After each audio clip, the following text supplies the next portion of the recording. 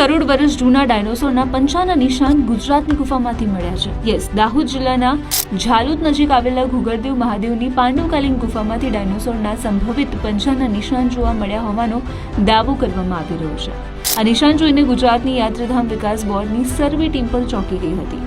આ બોર્ડની એક ટીમ હેરિટેજ ઇમારતોનો સર્વે કરવા માટે આ ગુફામાં પહોંચી હતી અને સર્વે દરમિયાન જ તેમને ગુફામાં પગલાના નિશાન દેખાયા, જે જુરાસિક યુગના 10 થી 15 કરોડ વર્ષ જૂના ડાયનોસોરના હોવાની સંભાવના વ્યક્ત કરવામાં આવી છે.